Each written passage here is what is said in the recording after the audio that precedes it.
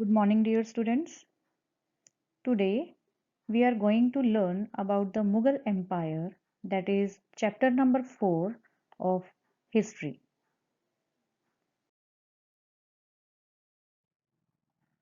In this chapter, we will read the Mughal Empire introduction, who were the Mughals, Mughal military campaigns, about Mughal emperors, Mughal traditions of succession, Mughals' relations with other rulers, and Mansabdars and Jagirdars. And next remaining topics you will come to know in the part 2.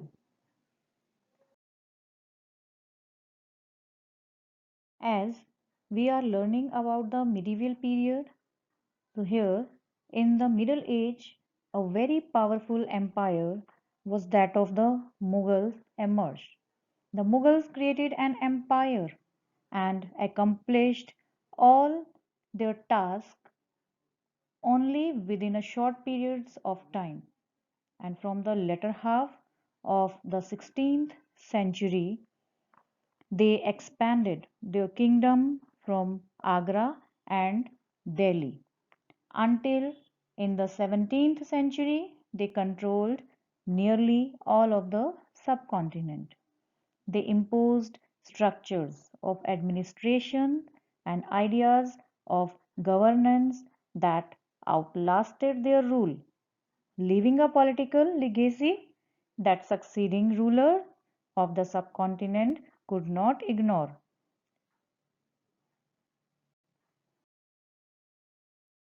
Do you know, students, who were the Mughals? The Mughals were descendants of two great lineages of rulers. From their mother's side, they were descendants of Genghis Khan, and from the father's side, they were the descendants of Temur. Genghis Khan was died in 1227, whereas Timur died in 1404, the ruler of Iran, Iraq, and modern day Turkey. However, the Mughals did not like to be called Mughal or Mongol. This was because Genghis Khan's memory was associated with the massacre of innumerable people. It was also linked with the Uzbeks, their Mongols competitors.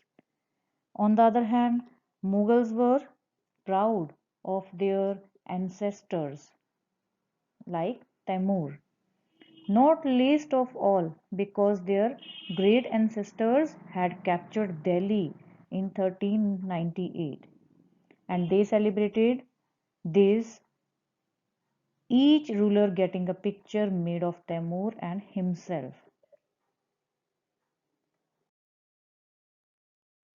Let's see some Mughal emperors and their military campaigns.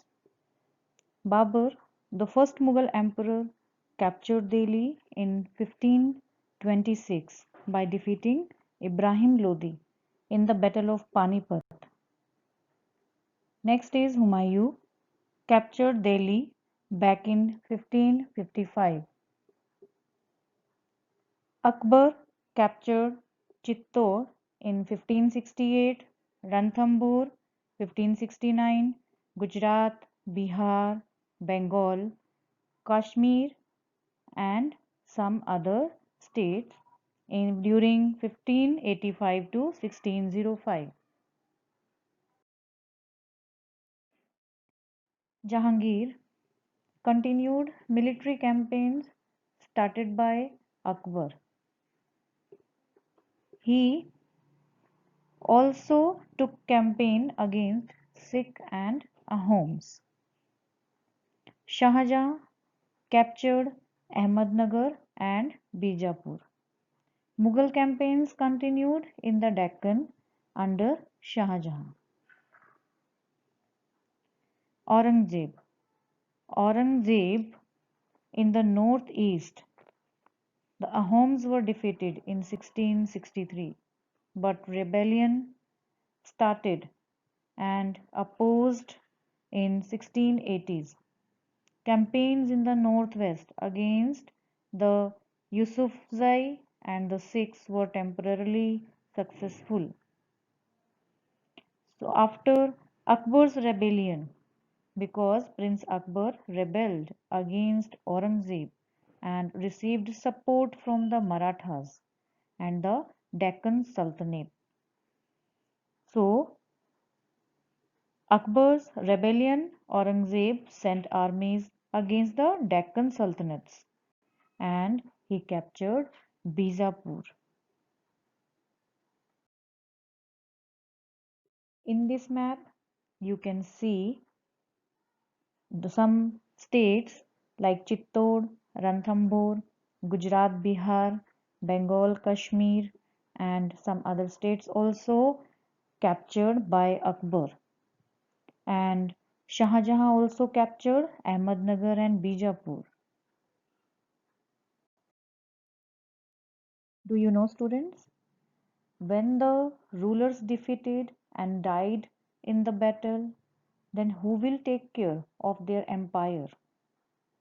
So they were their eldest son, that is, the empire inherited his father's estate. So that is comes under the primogeniture or coparcenry. So let's see these terms. The Mughal did not believe in the rule of primogeniture, where the eldest son inherited his father's estate, that is called primogeniture. Instead, they followed the Mughal and the Timurid customs of coparcenry inheritance, or a division of the inheritance amongst all the sons. So now you understood what is primogeniture. Primogeniture is the right of successions belonging to the firstborn child, means eldest son. And coparcenry is the three lineage descendants, son, grandsons, and great grandsons. So they will take care the empire that was established by the rulers.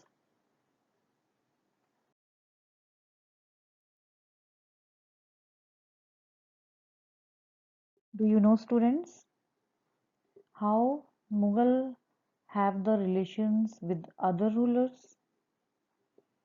So you have noticed that the Mughal rulers campaigned constantly against rulers who refused to accept their authority, means who disobey them. They do not accept the rules and regulations imposed by them. But as the Mughals became powerful, many of the rulers also joined them voluntarily.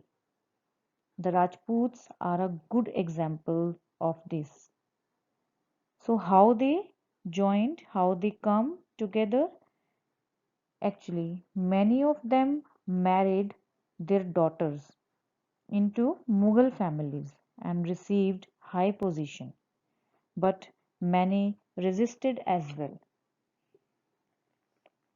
So, once the rulers defeated, however, they were honorably treated by the Mughals, given their lands, that is also known as Watan, back as assignments, means Watan Jagir.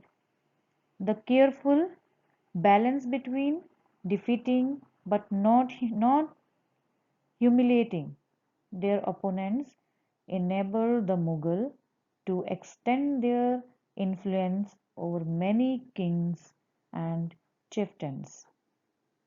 So it was difficult to keep this balance all the time.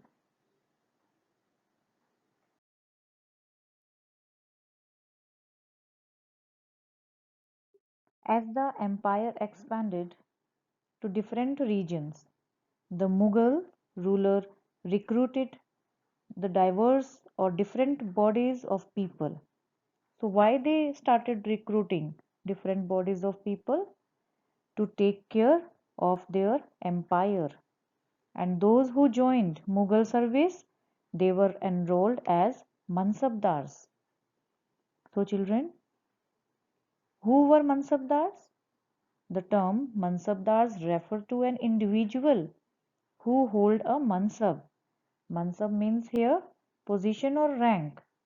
So it was a grading system. Mughal faced this grading system such as rank, salary and military responsibilities. Those who have the higher rank, they get the prestigious work and also get the higher or larger salary. The Mansabdar's military responsibilities required him to maintain a specified number of sawar or cavalrymen. Cavalrymen are the people, or you can say soldier, who fought on a horse as part of an army. So they also have the branded horses and also received money in a large amount.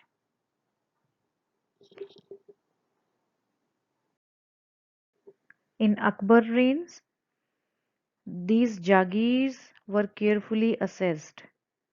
And what is called Jagir, children? Mughals ordered Mansab to collect revenue, and those revenue is called Jagir. So by Aurangzeb's reign, this was no longer the case, and the actual revenue collected was often less than granted sum. There was also a huge increase in the number of mansabdars, but they got the less zamindars, and thus Aurangzeb suffered tremendously to collect revenue and was unable to control the development in the last years of his reign.